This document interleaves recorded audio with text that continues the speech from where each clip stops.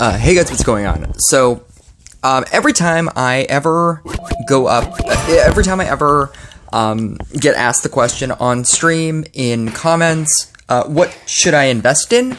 Like, if there was a singular unit, what should I invest in? Most of the time, when I'm smart, I say Banshee. I always say, like, if I restarted my account, the card that I would invest everything into is Banshee. I would just put every single amount of effort into Banshee. And I say it for a very obvious reason. One is the idea that it can be, it is both a DPS unit, but it can also be a support unit. If you don't know what to put into your deck, the Banshee's Wail, by itself is a good enough reason to put it into your deck. If not, the Decay. The monsters within the Banshee's radius die at 25% health, while bosses die at 20% health. If you don't know what to put in your deck as a support unit, even though there are plenty of support units in this game, if you don't know what to put in, as opposed to like a Trapper, a Crystalmancer, a Chemist, probably not a Sharpshooter. Sharpshooter used to be an option, but probably not a Sharpshooter. But if you don't know what to put in your deck, you should probably put a Banshee in your deck. Just one Banshee. It doesn't even have to be, it's not even your main DPS card, so it doesn't matter if it has the 10 stacks. It will get 10 stacks inevitably. But you just put the one Banshee in your deck, and you're set. And you will be fine. And because Banshee is amazing. And I don't think people understand why I always say this. And so here are two gameplays where I was pretty sure that I was going to post, because these were my best games, that, like, just visually, like, time-wise, just everything, I was convinced that I was going to post either of these games.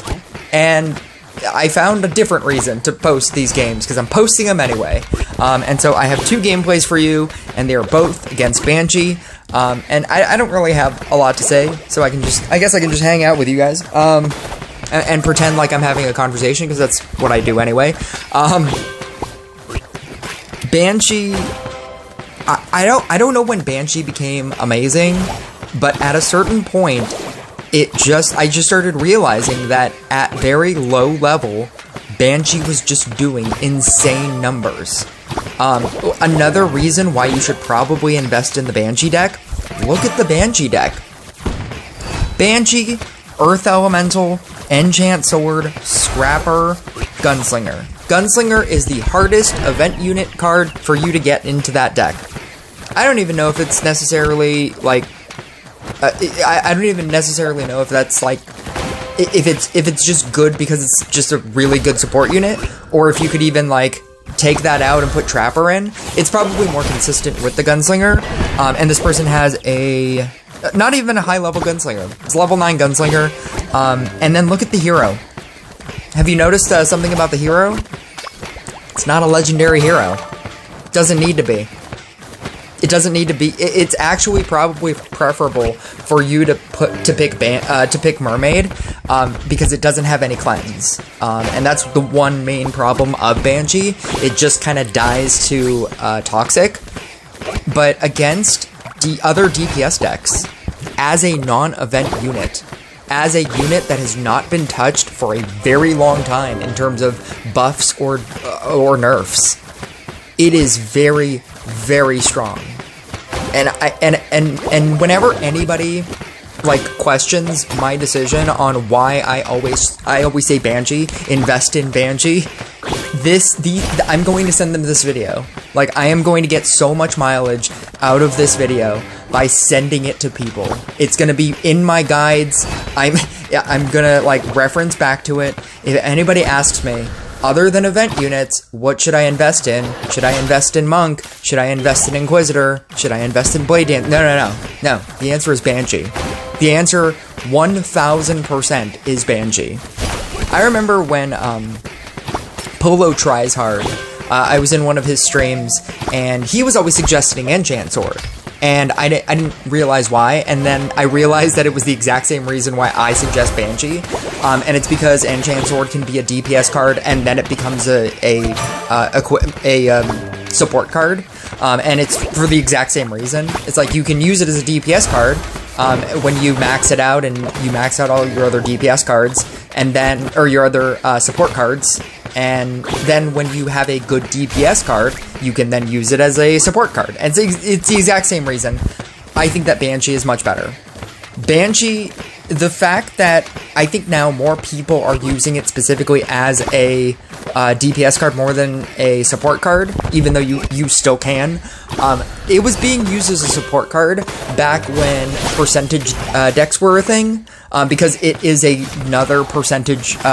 The decay ability is another percentage ability. So back when Corsair had percentage damage, and then Meteor had percentage damage, and Minotaur had percentage damage, all you had to do was percentage damage a unit down to 20%, or a boss to 20%, and a regular unit to 25%, and then the decay would just kill it. And that's how it was being used as a specific support card before. I think that the Banshee's Wail is still a very good thing, especially with Death Waves. The mana ability in Death Waves is just crazy.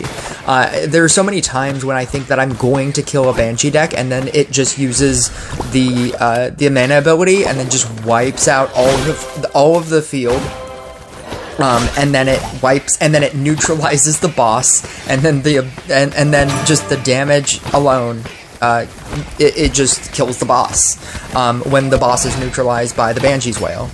The fact that Earth Elemental is one of your support cards, that being a rare unit, an epic unit, being something that you probably already have maxed out, the fact that that is one of the best support cards for this deck, that already makes it an easier thing to obtain. Whereas most decks you're running for legendary support cards, you have the ability to run a Earth Elemental that doesn't even have talents. That's another thing. It doesn't even have talents. Earth Elemental is just a regular card that doesn't even have talents. The fact that when Earth Elemental gets talents, the deck is going to become even better than it already is insanity. The fact that you can just use one square for an Eternal Gaze, Awakened Enchant Sword, and you don't even need it to be at 15. It's better at 15, obviously, because your blue swords or your blue orbs will do more. But you don't need it. And then again, this person is running a level 9 gunslinger, so you don't even necessarily need a high level gunslinger, and you can easily just replace that with a trapper. And Trapper is still good. Trapper has not been touched at all. Trapper is yet another card that doesn't even have talents. This deck doesn't require a lot. I think you need a max Banshee. Obviously, you need I think the max Scrapper is going to help you with the triple quota. You need a max Earth Elemental, which is going to be the easiest part of this deck. And you don't even need a legendary hero to make this deck work. Because it specifically needs Mermaid in order to even just cleanse. I think that counter spells would help you. I don't even know if this person is running counter spells. No, they're not. They have one counter spell. They have the Astral, and then they have the Hunter's Jacket. I guess it runs Sword. So Sword is a pretty easy thing to obtain. Run Banshee. I'm going to talk through this one, through this battle, and then I will show you my Blade Dancer battle, and I obtained so many gold tiles in that game. I do the Sharpen Frenzy setup, and then, like, mid-game, I start realizing that I could utilize all my growth tiles and my gold tiles, because for a majority of the game, I get gold tiles on these very awkward tiles, and so I completely switched my board so that I could utilize all my gold tiles and all my growth tiles and my knight statues that are in place. That is one of the best games that I've had playing Blooming Dash Blade Dancer. It's not the best game that I've had all season, but it is one of the best games. This is one of the best games that I've ever had with Treant. I'm utilizing, like, the Knight statue. I have a giant quantity of Treants. It is working exactly how I want this deck to work. And I didn't realize that this person had 1,000 more crit than me. I think it was like 1,500 more crit than me. And so, yeah, I lose this game, but I also lose the next game.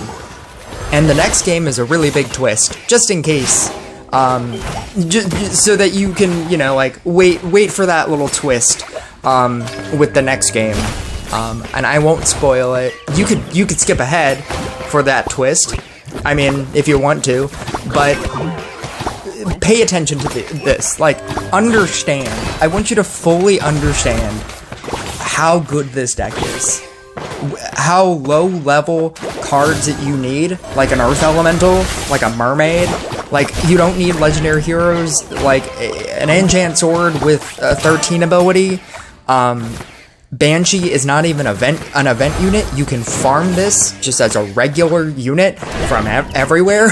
Like, you don't understand. You don't understand how free to play this deck is and how much damage it can do. I hope you understand. I hope by the end of this video I have convinced you to invest everything you have into Banshee. I'll catch you guys next video.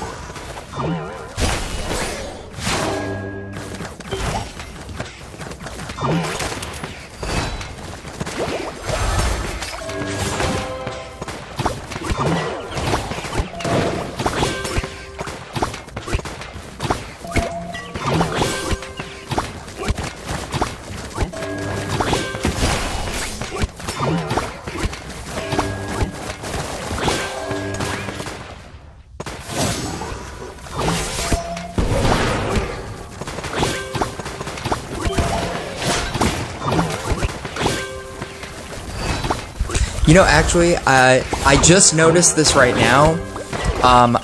This person isn't even playing this the most optimal way because he built 4 Banshees, and I obviously understand that because of Solitude, that's why he would want 4.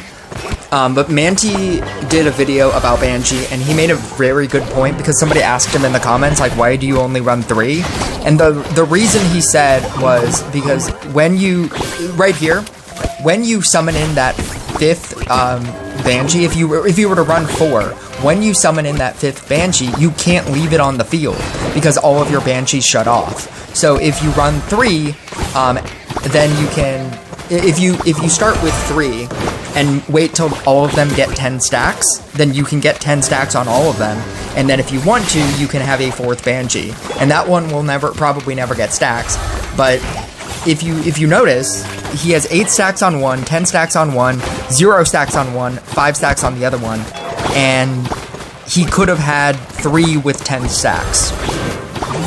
He's not even playing this great, and he's not even playing this game this perfectly, and it doesn't matter. Invest into Banshee.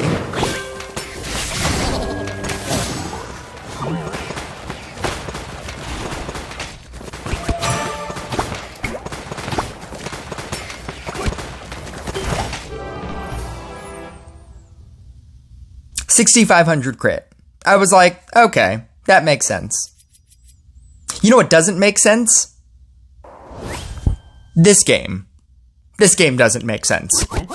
The twist, by the way, is that he has 4,817 crit. He has less crit than me.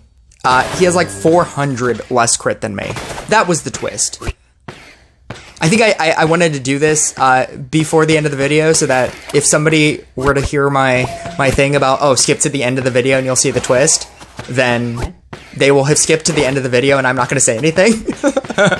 I think that's funny. So for everybody who just decided to, you know, watch this as it plays out, that's my gift to you. My gift to you is you get the twist early. The twist is that, yeah, this dude has less crit than me, still beats me. It's a 5-minute game, and he still beats me. I'll catch you guys next video.